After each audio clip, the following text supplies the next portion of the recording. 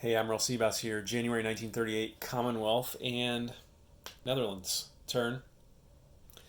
Great Britain's going to buy a fighter, pay for the tech roll, buy a colonial infantry for $4, save a buck. FEC is going to buy 2 infantry. Anzac's going to buy 2 infantry. Canada is going to buy another corvette and save $1. And Netherlands finally able to buy a colonial infantry for $4. So that's what they're going to do. No combat moves because we're not at war with anyone. So let's start over here. And Netherlands will move its cruiser 1, 2 here. Move the coastal back here, sub back here as well, and just consolidate its navy in this sea zone right here. So they will do that. Anzac will move this transport and cruiser up here and drop these two guys off in Singapore to help out with the defense of Singapore. So that's an artillery and an infantry to add to the militia, the fortification, the coastal gun there. FEC will move this transport back to there. And they will also move this guy up to here, these two guys up to here, like that. Let me chip that one guy out. Just trying to build up our defenses here. There's the FEC. Like that. Okay, and then down here, this corvette will move down here like this, and then just so I don't forget, I'm going to go ahead and put him on escort duty now. That's his station for the game. He's on the intersection of this convoy line here, so he can protect against sub-attacks on this convoy line or that convoy line. So the Commonwealth will at least get force an opposed roll against any sub that raids on the East African line all the way up to here, or the Cape Town-London line all the way up to there. Okay? And then this corvette is going to move into here and do the exact same thing. So let me grab an escort duty marker for him. And again, I'm just putting this down here now because, a couple turns from now when Germany starts convoy raiding, I don't want to forget that this is here, and I should probably just put him on the actual intersection of the line right there, just so we don't forget. And again, that's the powerful thing about these corvettes. They're cheap, and you can put them on these intersections. And now any axis roll on that line, this line, or this line is now, it's actually double opposed, right? So there's one escort. This line right here will be double opposed because you've got escorts on both ends of that particular line. Okay? I'm going to do the same thing here probably as well eventually. And so those are pretty powerful units in terms of just fighting back against anti-submarine warfare and making sure those convoy raiding rolls are opposed. Let's see if there's anything else I wanted to do. I thought about... No, I think we're good up here for now.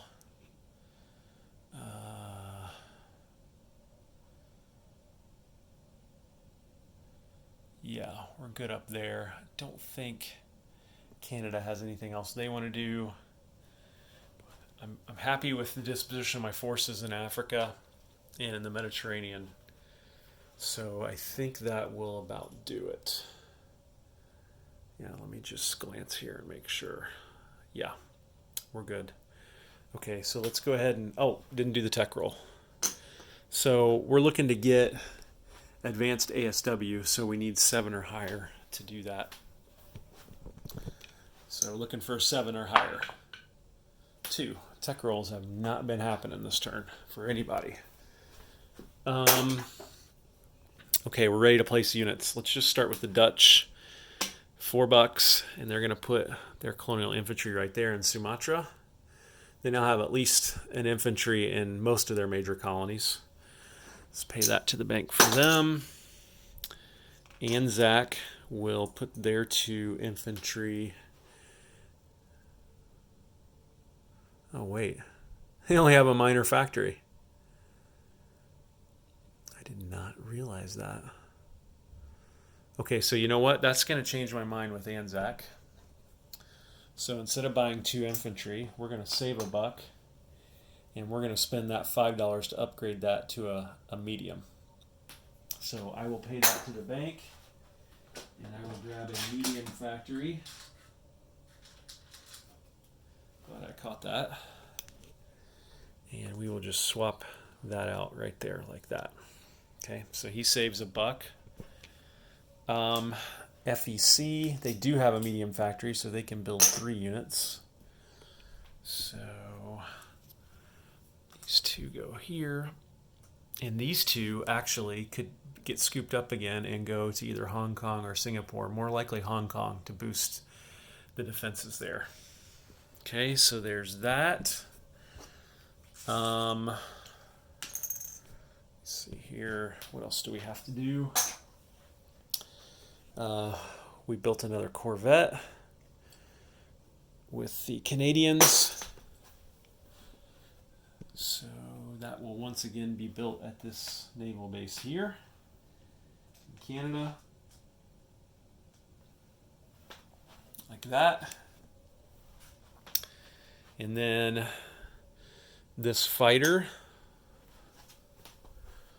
will be built here in London. Eventually we'll go on this escort carrier and be used to hunt down German subs. They saved another $1. And their colonial infantry can be built anywhere. So we'll build that one in Egypt. So we now have at least 1 infantry in these 3. I'd like to use this factory to build some artillery to go up there as well, or maybe some cheaper infantry. That one cost me $4, but I get to place it in Egypt. I can build anything down here. I can build a normal infantry down here for 3 and move them up with this, but I think I'd rather do that for like an artillery or a specialist unit that I can't build up here. I can build 2 colonial infantry per turn that cost $4 each, and you can basically put them anywhere. Okay, so let's collect income now. Let's see. Great Britain is going to collect 14, so they will add that to the dollar they have. And they will have $15 to spend next turn. The FEC will collect another 6. Anzac will collect another 4. So they'll have a total of $5. And Canada will collect another $3. So they'll have a total of 4. They could build another Corvette next turn. Or I think what Canada needs to start doing is saving. In fact, I'm just going to throw that aside there. In fact, I'm going to do that. Canada can build that aerodrome of democracy, which reduces the cost of fighters for Commonwealth units by, I think, $2. So they need to start saving a little bit, and I think that costs $4 or $5 for them to spend. I want them to have that in the tank to spend as soon as, because they can't build that aerodrome until they go to war, I think. I have to double check that. But I want them to have enough in the bank to buy that right out of the gate when they go to war.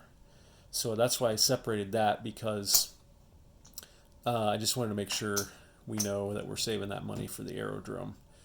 And they'll collect another $3 next turn. They save another $1 for the aerodrome. That would still give them, I think, $4 to buy another Corvette at the end of next turn. Yeah. And then the Dutch will also collect a whole $1. So that's the Commonwealth turn. No victory objective changes that I can see. So hope you enjoyed that. Admiral Seabass signing off.